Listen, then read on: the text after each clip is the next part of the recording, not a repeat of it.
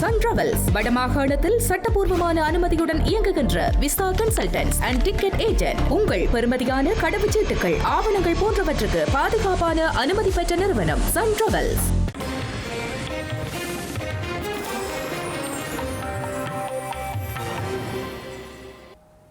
வணக்கம். இது ஐபிசி தமிழின் காலை நேர பிரதான செய்திகள். முதலில் தலைப்புச் செய்திகள். எரிபொருள் விலைகள் சடுதியாக அதிகரிப்பு, மத்திய கிழக்கு போரின் தாக்கம். மாகாண சபை தேர்தல், தெரிவுக்குழுவின் அறிக்கைக்காக காத்திருக்கும் ஸ்ரீலங்கா தேர்தல்கள் ஆணைக்குழு. நைனாதீவில் பூசகர் மீது வாழ்வெட்டு தாக்குதல், ஒருவர் உயிரிழப்பு. யாழில் பள்ளிவாசலுக்குள் வாளுடன் சென்ற நபரால் பரபரப்பு, விசாரணைகளை முன்னெடுத்துள்ள காவல்துறையினர். ஈரான் போர் விரைவில் முடிவடையும், அமெரிக்க ஜனாதிபதி அறிவிப்பு.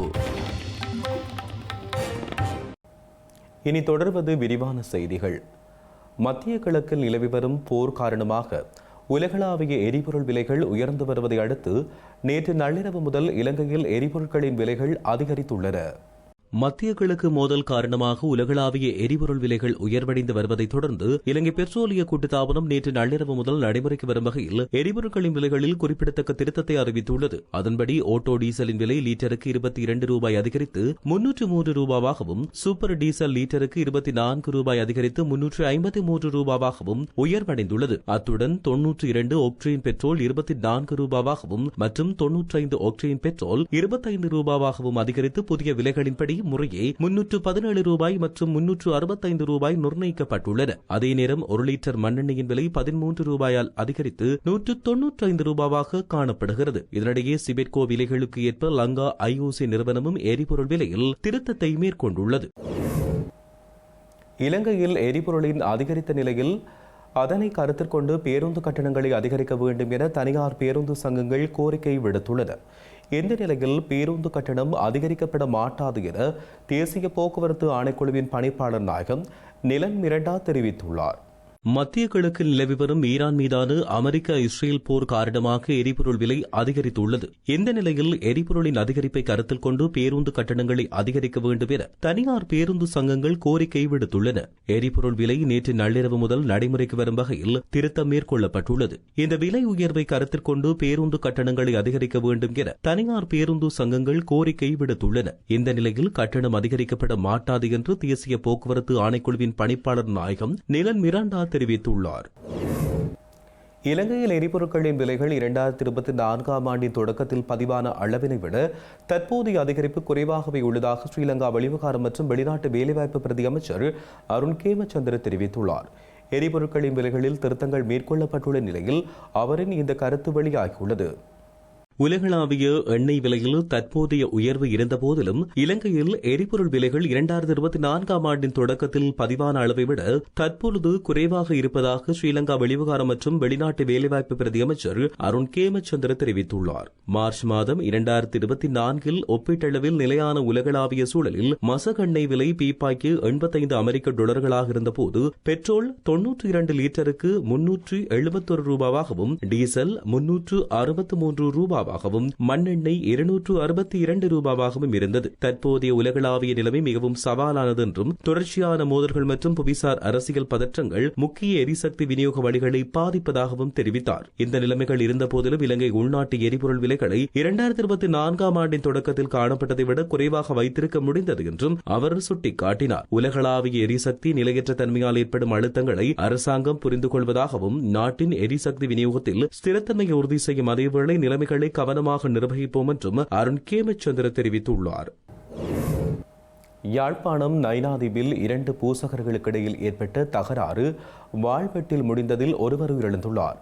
குறித்த சம்பவம் நேற்றைய தினம் மாலை நைனாதீவு பகுதியில் இடம்பெற்றுள்ளது. கண்டியைச் சேர்ந்த எம் கிருஷ்ணகுமார் என்பவரே இவ்வாறு உயிரிழந்துள்ளார். நைனாதீவில் உள்ள ஆலயங்களில் கண்டி மற்றும் நுவரெலியா பகுதியைச் சேர்ந்த 2 பூசகர்கள் பணியாற்றி வருகின்றனர். இருவருக்கும் இடையில் ஏற்பட்ட முரண்பாட்டில் நுவரெலியாவைச் சேர்ந்த பூசகரின் கத்திக்குத்துக்கு இலக்காகி கண்டியைச் சேர்ந்த பூசகர் பலியாகியுள்ளார். சம்பவம் தொடர்பில் ஊர்காவல்துறை காவல்துறையினர் மேலதிக விசாரணைகளை மேற்கொண்டு வருகின்றனர். யாழ்ப்பாணம் ஓட்டுமடம் சந்தையிலிருந்து வட்டுக்கோட்டை செல்கின்ற வழியிலுள்ள பள்ளிவாசலுக்குள் தொழுகை இடம்பெறும் போது வாளுடன் சென்றவரால் பரபரப்பு ஏற்பட்டுள்ளது. குறித்த சம்பவம் தொடர்பிலான விசாரணைகளை யாழ்ப்பாணம் காவல்துறையினர் மேற்கொண்டு வருகின்றனர்.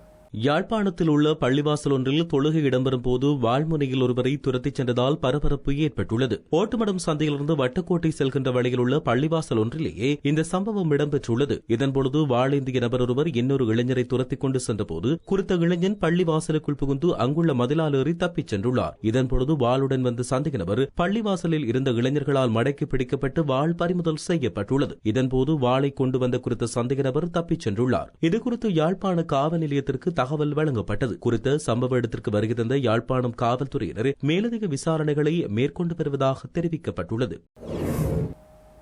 மாகாண சபை தேர்தலை நடத்தும் முறைமை குறித்து ஆராய நியமிக்கப்பட்டுள்ள விசேட தெரிவுக்குழு எதிர்வரும் 3 மாத காலத்துக்குள் தன்னுடைய அறிக்கையை சமர்ப்பிக்குமாயின் இந்த ஆண்டுக்குள்ளேயே தேர்தலை நடத்த முடியும் என ஸ்ரீலங்கா தேர்தல்கள் ஆணைக்குழுவின் தலைவர் தெரிவித்துள்ளார். மாகாண சபை தேர்தல் தொடர்பில் நிலவும் இழுபறிகள் குறித்து ஊடகங்களிடம் கருத்துரைக்கும் போதே அவர் இதனை குறிப்பிட்டுள்ளார்.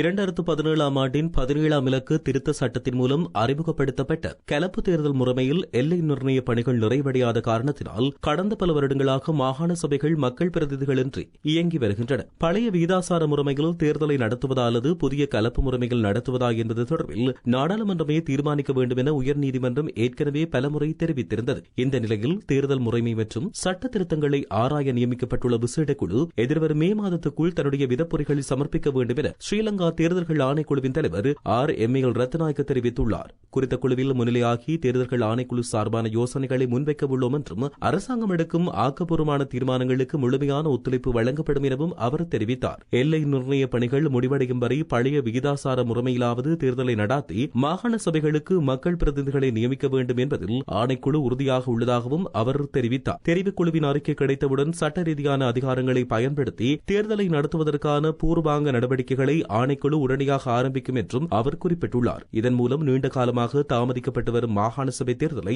இந்த ஆண்டின் இறுதிக்குள் நடத்த முடியும் என்றும் அவர் நம்பிக்கை வெளியிட்டுள்ளார். தேசிய மக்கள் சக்தி அரசின் மக்கள் நலன் சார்ந்த நடவடிக்கைகளை வெற்றிகரமாக முன்னெடுத்து செல்வதற்கு நாட்டின் அபிவிருத்தி பணிகளுக்கே சிறப்பாக முன்னெடுக்க வேண்டும் என்றும் ஸ்ரீ ஜெயவர்த்தனபுர பல்கலைக்கழகத்தின் வேந்தர் எத்தேபான தமலங்கரா தேரர் தெரிவித்துள்ளார்.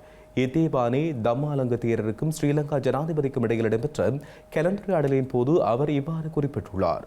கோட்டை ஸ்ரீ கல்யாணி சாப்ரி தர்ம மகா சங்க சபையின் மகாநாயக தேரரும் ஸ்ரீ ஜெயவர்த்தனபுர பல்கலைக்கழகத்தின் வேந்தரமான இத்தேபானே தம்மலங்கார தேரர் ஜனாதிபதி அனுகுமார திசாநாயக்கவை உத்தியபூர்வமாக சந்தித்து கலந்துரையாடியுள்ளார். நேற்று பிற்பகல் கொழும்பிலுள்ள ஜனாதிபதி அலுவலகத்தில் இந்த சந்திப்பு இடம்பெற்றுள்ளது. இதன்பொழுது ஜனாதிபதியுடன் சிநேகபூர்வமான உரையாடலில் ஈடுபட்ட மகாநாயக தேரர் நாட்டின் தற்போதைய முன்னேற்றங்கள் மற்றும் அரசின் எதிர்கால திட்டங்கள் குறித்து கேட்டறிந்து கொண்டார். புதிய அரசாங்கத்தின் மக்கள் நலன் சார்ந்த நடவடிக்கைகளை வெற்றிகரமாக முன்னெடுத்துச் செல்வதற்கும் நாட்டின் அபிவிருத்தி பணிகளுக்காகவும் ஜனாதிபதிக்கு மகாநாயக தேரர் தன்னுடைய நல்லாசிகளை தெரிவித்திருந்தார். இந்த விசேட சந்திப்பில் பன்னிப்பிட்டிய ருக்மலி ஸ்ரீ தம்ம விஜயலோக மகா விகாரையின் விகாராதிபதியான மகாநாயக தேருடன் கோட்டை ஸ்ரீ கல்யாணி சாமகிரி தம்ம மகாசங்க சபையின் சிரேச கர்ம வாக்காச்சாரிய வணக்கத்துக்குரிய மாபலகம புத்தஸ்ரீ தேரரும் கலந்து கொண்டிருந்தமை குறிப்பிடத்தக்கது.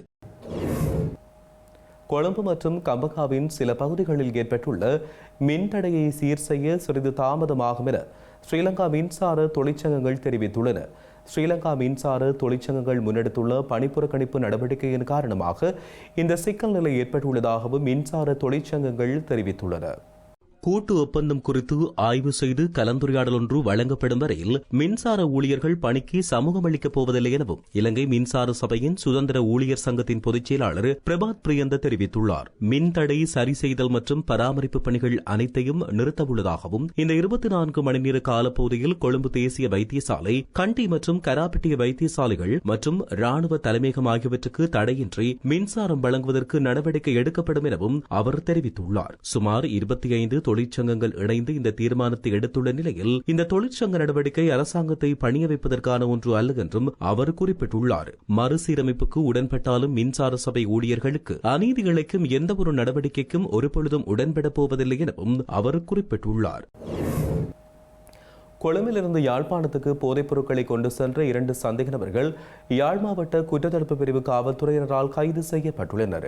கொழும்பில் இருந்து யாழ்ப்பாணத்திற்கு போதைப் பொருட்களை கொண்டு வந்த 2 பேர் கைது செய்யப்பட்டுள்ளனர். யாழ் மாவட்ட குற்றத்தடுப்பு பிரிவு காவல்துறையினருக்கு கிடைத்த ரகசிய தகவலுக்கு அமைய குறித்த கைது நடவடிக்கை முன்னெடுக்கப்பட்டுள்ளது. 630 போதை மாத்திரைகளும் 5 கிராம் 400 மில்லிகிராம் ஹெரோயின் போதைப் பொருளும் சந்தேக நபர்களிடமிருந்து மீட்கப்பட்டுள்ளது. கைது செய்யப்பட்ட ஆண் மற்றும் பெண் சந்தேக நபர்களை மேலதிக விசாரணைகளுக்கு பின்னர் யாழ்ப்பாணம் நீதவான் நீதிமன்றத்தில் முற்படுத்த காவல்துறையினர் நடவடிக்கை எடுத்து வருகின்றனர். யாழ்ப்பாணத்தில் போதைப்பொருளுடன் நபர் ஒருவர் கைது செய்யப்பட்ட நிலையில் குறித்த நபரிடமிருந்து திருட்டு நகைகள் மற்றும் ஒரு தொகை பணம் என்பன மீட்கப்பட்டுள்ளது.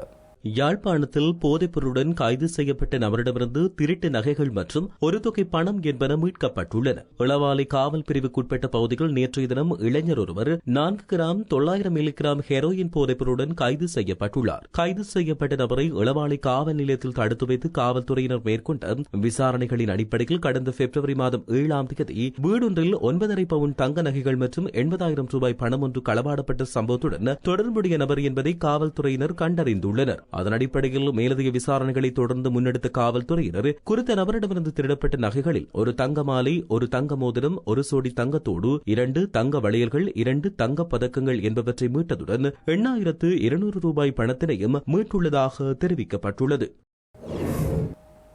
இலங்கையில் கடந்த ஜனவரி 16ஆம் தேதி ஜிந்துப்பட்டி பகுதியில் நபரொருவரை சுட்டுக் கொலை செய்து 2 சிறுவர்களை காயப்படுத்திய குற்றச்செயலுடன் தொடர்புடைய மற்றொரு சந்தேக நபர் கைது செய்யப்பட்டுள்ளார்.